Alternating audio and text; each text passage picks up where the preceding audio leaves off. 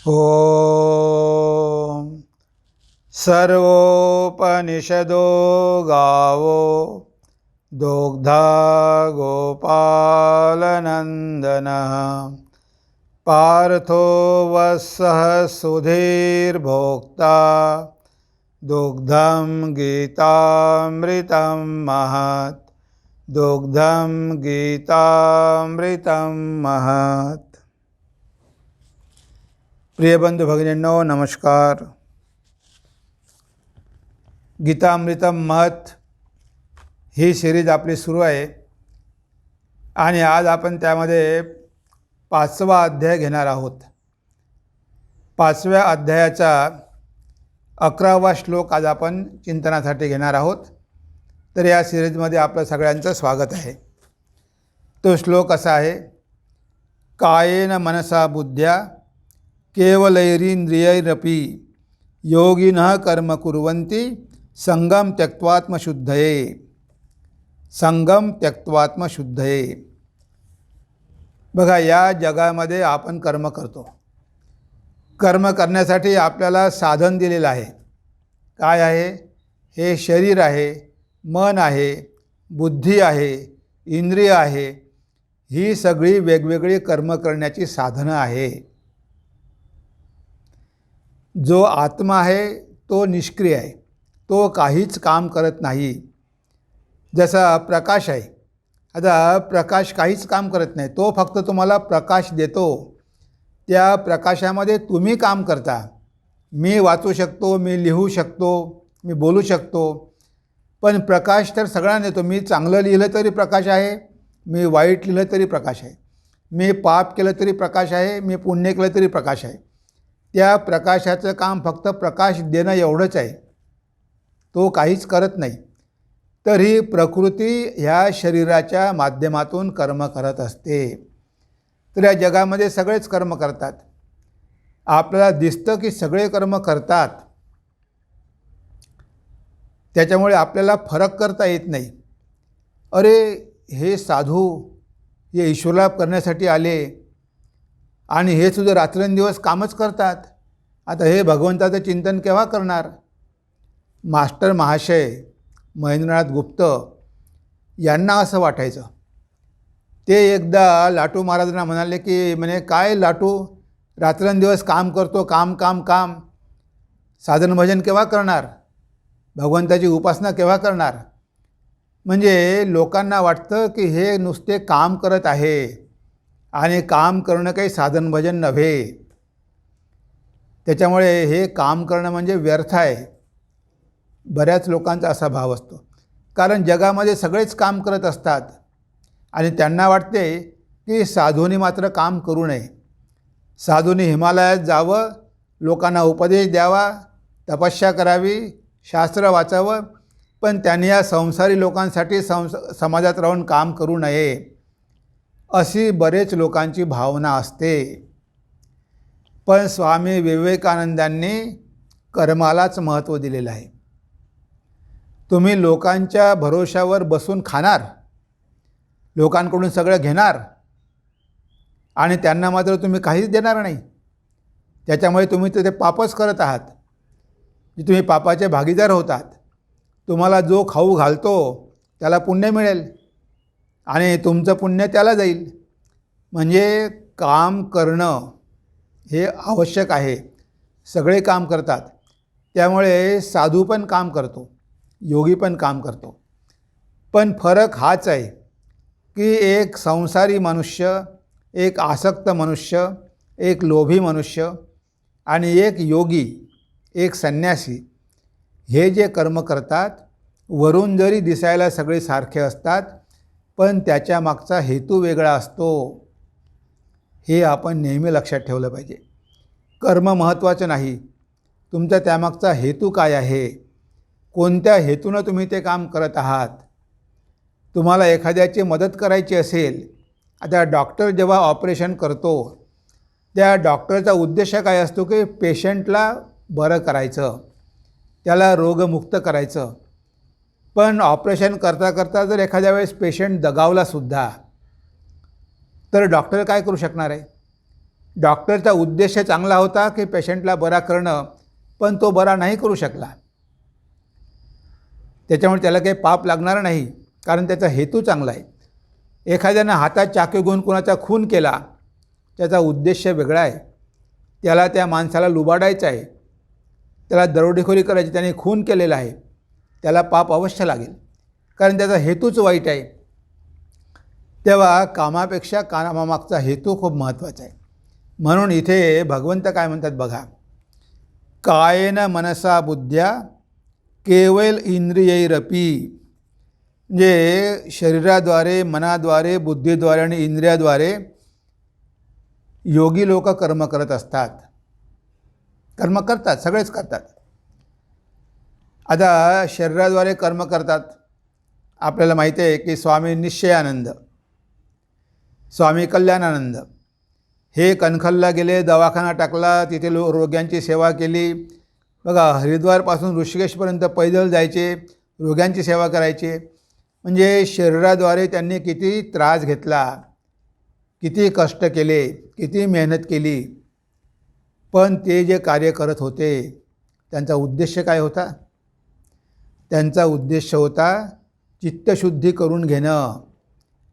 कारण कर्म तुम्हाला डायरेक्टली ब्रह्मज्ञान देऊ शकत नाही. शंकराचार्य म्हणतात की ब्रह्मज्ञानामध्ये कर्माचं स्थान नाही, डायरेक्टली देऊ शकत नाही. पण आपल्याला हे सुद्धा माहिती आहे की चित्त शुद्ध झाल्याशिवाय ब्रह्मज्ञान होत नाही, मन पवित्र झाल्याशिवाय ईश्वरलाभ होत नाही.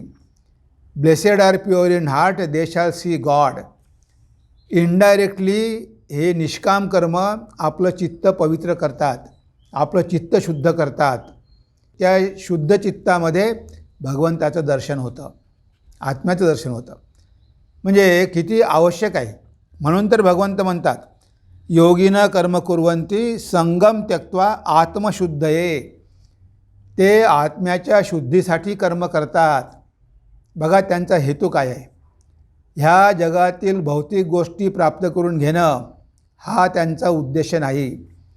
त्यांच्या कर्मामागे हा उद्देश नाही की मला काहीतरी मिळालं पाहिजे, माझं चित्त शुद्ध झालं पाहिजे, मला ईश्वरलाभ झाला पाहिजे. कारण तुम्ही अपेक्षा ठेवून केलं की ते कर्म तुम्हाला फळ देणार, आणि फळ दिलं की ते फळ तुम्हाला बांधणार. म्हणून ते कसल्याही फळाची आशा करत नाही, अपेक्षा करत नाही. कर्म मात्र करतात. ते कर्म करतात फक्त चित्ताच्या शुद्धीसाठी, मन पवित्र करण्यासाठी. आणि मन पवित्र करण्यासाठी कर्म करणं फार आवश्यक आहे. कारण जे वाईट कर्म केले आहे ते चांगले कर्म करूनच आपल्याला काढून टाकावे लागणार आहे. चित्तशुद्ध नसताना तुम्ही उगीचच धारणा साधना करायला गेले तर काहीही फळ मिळणार नाही. कारण चित्त शुद्धच नाही आहे. चित्त शुद्ध नाही, चित्तामध्ये खूप विकार आहे. तुम्ही ध्यान करायला बसले, काय होईल? ते वाईट विचारच तुमच्या मनामध्ये येतील. तुम्ही कितीही ध्यान करण्याचा प्रयत्न केला पण चित्त अशुद्ध आहे, तुमचं चित्त तमोगुणी आहे. तुम्ही ध्यान करायला बसला की तुम्हाला झोप लागेल, तुम्ही ध्यान करू शकणार नाही, कारण तमोगुणाचा प्रभाव आहे. अजूनही चित्तामधली मलिनता गेली नाही. तुमच्या मनामध्ये रजोगुण आहे. त्याच्यामुळे तुम्ही ध्यान करायला बसला की तुमचं मन सगळीकडे भटकते, जगामध्ये भटकते, कारण अजूनही मन शांत झालं नाही. तेव्हा ह्या मनामधला मैल निघून गेल्याशिवाय, मनामधून तमोगुण आणि रजोगुण पूर्णपणे निघून गेल्याशिवाय तुम्ही साधना जरी केली तरी तुम्हाला त्याचं फळ मिळणार नाही. म्हणून पहिली पायरी आहे की कर्म करा. कर्माच्या द्वारे रजोगुण तमोगुण काढून टाका. मनाला सत्वगुणी करा, मनाला पवित्र करा, मनाला शुद्ध करा, आणि मग तुम्ही साधना केली तर तुम्हाला लगेच फळ मिळेल. म्हणून इथे म्हटलं आहे की शरीराद्वारे योगी कर्म करतात, किती संन्यासी करतात, कितीतरी महापुरुष करतात. इवन स्वामी विवेकानंदांनी केलं. शरीराद्वारे, मनाद्वारे करतात. मनाद्वारे जप तप साधन भजन, भगवंताचं नाव घेणं किंवा स्वाध्याय करणं, पुस्तकं वाचणं, हे सगळे मानसिक कर्म आहे. कारण ते पण आवश्यक आहे. कारण तुमच्या मनामध्ये जर चांगले विचारच नसतील तर तुमच्या वाणीद्वारे चांगले विचार बाहेर पडणार कसे? म्हणून तुम्ही वाचलं पाहिजे, स्वाध्याय केला पाहिजे, शास्त्र वाचले पाहिजे, चांगले ग्रंथ ऐकले पाहिजे, सत्संग केला पाहिजे. कारण हे सगळं केल्यामुळे तुमच्या मनावर चांगले संस्कार पडतील आणि तुमच्या मनावर चांगले संस्कार पडले की मनसुद्धा पवित्र होईल आणि मग तुमच्या वाणीद्वारे चांगल्याच गोष्टी बाहेर पडतील. म्हणून ह्या मनाद्वारे जे काही कर्म करतो आपण त्याचा उद्देशसुद्धा चित्तशुद्धीच असला पाहिजे. नाही तर मनाद्वारे रात्रंदिवस ह्या जगाचा विचार करायचा, चिंतन करायचं, नुसता पैशाचा विचार करायचा, भोगाचा विचार करायचा, ते आपल्या बंधनाला कारण ठरणार आहे. तुम्ही मन पवित्र करण्यासाठी कर्म करा, कोणतंही कर्म करा, मन पवित्र करण्यासाठी करा की ज्याद्वारे तुमचं मन पवित्र होईल, तुमच्या ज्ञानामध्ये वृद्धी होईल, त्यामुळे लोकांचं कल्याण होईल. अशासाठी तुम्ही तुमच्या मनाचा वापर करा. मनामध्ये कधीही इतरांविषयी वाईट विचार येऊ देऊ नका. तुमच्या मनामधून सगळ्यांविषयीचा द्वेष भावना काढून टाका. तेव्हा याला म्हटलं आहे मनाचं कर्म, मानसिक कर्म. आणि त्यानंतर बुद्धेनं म्हणजे बुद्धीद्वारा. आता बुद्धीद्वारा आपण वेदांत शिकवतो. आता वेदांत समजून घ्यायचं असेल तर बुद्धी पाहिजे. स्वामीजी अमेरिकेमध्ये गेले कारण त्यांच्याजवळ प्रचंड बुद्धी होती आणि बुद्धीच्या भरोशावर त्यांनी पाश्चात्य जग जिंकलं. त्यांना एवढं ज्ञान होतं आणि तीक्ष्ण बुद्धी होती. त्यामुळे बुद्धीद्वारे त्यांनी किती कर्म केलं हे सगळे साधू वगैरे वेदांत सांगतात. त्यासाठी किती बुद्धी पाहिजे. तेव्हा तुमच्या इंद्रियाद्वारे, बुद्धीद्वारे, मनाद्वारे, शरीराद्वारे तुम्ही जे काही करता ते सगळं काय करतं, तुमचं चित्त शुद्ध करतं. जर त्यामागे काहीही फळाची कामना नसेल तर. योगी लोक कर्म करतात आणि संसारी लोक कर्म करतात. संसारी लोक त्यामागे काहीतरी कामना जोडतात. त्यांना चित्तशुद्धी नको आहे, त्यांना कर्माचं फळ पाहिजे, लगेच कर्माचं फळ मिळालं पाहिजे. आता तुम्ही कर्माच्या फळाच्या आशेने केलं तुम्हाला कर्माचं फळ मिळेल, पण त्या कर्माद्वारे चित्तशुद्धी मुळीच होणार नाही. हे तुमचं मन पवित्र होणार नाही. ते कर्म तुम्हाला फळ देईल आणि नष्ट होईल. तुमची सगळी तपस्या वाया गेली. तुम्ही जप करता, तुम्ही ध्यान करता, पण त्यामागचा उद्देश काय आहे? मला चांगली नोकरी मिळाली पाहिजे, मला खूप पैसे मिळाले पाहिजे, असे विचार घेऊन तुम्ही ध्यान जप साधना करता. कदाचित तुम्हाला त्या गोष्टी मिळतील, पण ते मिळाल्यानंतर त्या साधनेचं फळ तिथेच नष्ट होईल. ती साधना काही तुमचं किंवा ते कर्म काही तुमचं मन पवित्र करू शकणार नाही. म्हणून आपल्याला पापही नको, पुण्यही नको. आपल्याला पाप आणि पुण्याच्या दोन्हीच्या पलीकडे जायचं आहे. पुण्य केलं तर स्वर्गात जाऊ, पाप केलं तर नरकात जाऊ. आपल्याला स्वर्गही नको आणि नरकही नको, दोन्हीच्या पलीकडे जायचं आहे. भगवंतासाठीच कर्म करा, भगवान लाभासाठीच कर्म करा. ह्या जगातल्या कोणत्याही गोष्टीची अपेक्षा ठेवून कर्म करू नका. आणि अशा प्रकारचं कर्म योगी करतात. योगी कर्म करतात आणि या जगामधले लोकही कर्म करतात. पण योगी कर्म करण्याच्या मागचा त्याचा उद्देश काय असतो की आपल्याला कर्माद्वारे आपलं मन पवित्र करायचं आहे, आपली चित्तशुद्धी करायची आहे. तो हेतू घेऊन तो कर्म करत असतो. तोही बाकींच्यासारखाच कर्म करतो, इवन जास्त कर्म करतो, खूप मेहनत घेतो, रात्रंदिवस कष्ट करतो. लोकांना वाटतं की अरे ह्या कर्मामध्ये किती आसक्त होऊन गेलेला आहे, पण ते कर्म भगवंतासाठी तो करत आहे. भगवंतासाठी कर्म करत आहे, त्यामध्ये त्या इंटरेस्ट पाहिजेच ना. नाही तर भगवंताचं आहे म्हणून कसं तरी करणार नाही. मन प्राण देऊन केलं पाहिजे, चांगल्या प्रकारे केलं पाहिजे. कारण तुम्हाला फळही तसंच मिळणार आहे, अनंत फळ मिळणार आहे, अनंत शांती मिळणार आहे, अनंत सुख मिळणार आहे. मग तुम्ही ते कर्म चांगल्या प्रकारेच केलं पाहिजे.